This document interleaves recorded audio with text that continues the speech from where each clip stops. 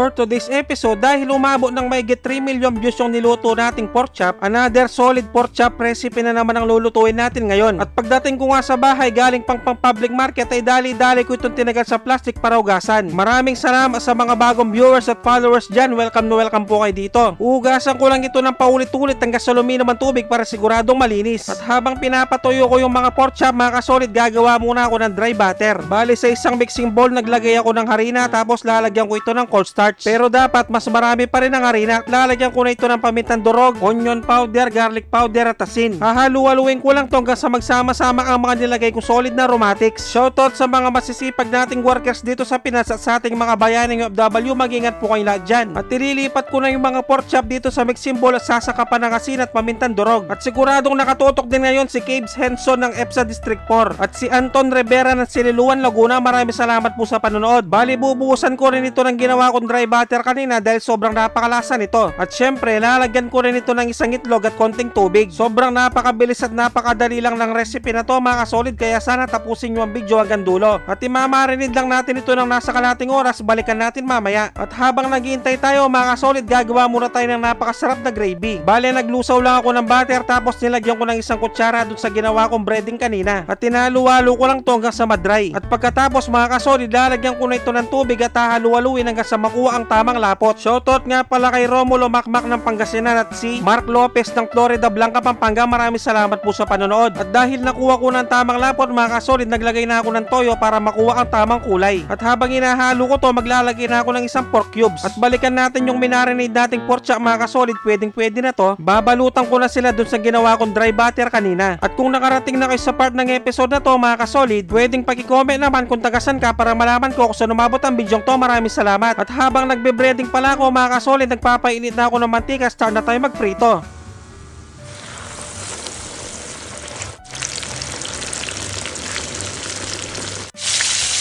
Pagkalipas ng ilang minutong pagpiprito, tingnan nyo naman napakaganda ng itsura mga kasolid. Iseset aside ko na to para iprito ang uling batch. Shoutout nga pala kay Justin Lawrence Miklat ng Mabalacat City, Pampanga. At dahil tapos na ako magprito mga kasolid, start na tayo magsisling.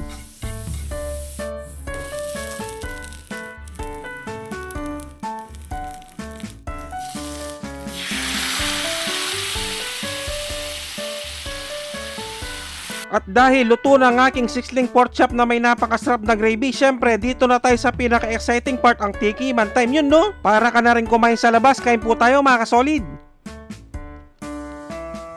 Sus Mariosep, kanya mana po, grabe ang mga kasolid, napakalasa ng pork chop at the same time napakalambot din. At dahil perfect ang pagkaprito, napaka-juicy din sa loob. At siguradong mang-uubos na naman ng isang kalderong kaning lamig to kung sakali. At bibigyan ko na kayo ng pangmalakasang perfect bite para dito mga tampu.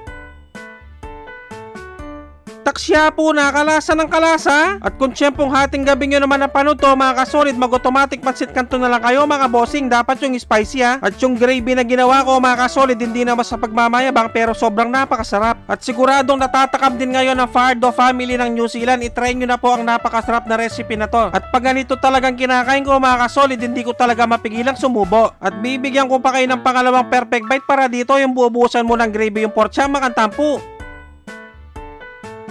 Ay taksya po, nakalasa ng kalasa talaga. At siguradong naglalaway din ngayon si Hero Ebrero at Gilbert Anunciacion ng Muntinlupa City. Siguro hanggang dito na lang muna ang episode na to, so off-cam ko na lang itutuloy to. Maraming salamat sa mga walang sawang sumusuporta at sumusubaybay sa aking mga video. At sa mga walang sawang nagsishare, maraming salamat, napakasolid nyo, sobrang na-appreciate ko kayo lahat. Magkita-kita ulit tayo next episode, magluto na kayo ng ganito kasarap na recipe. Maraming salamat sa panonood, mag-ingat ang lahat, basta Kapampangan manyaman!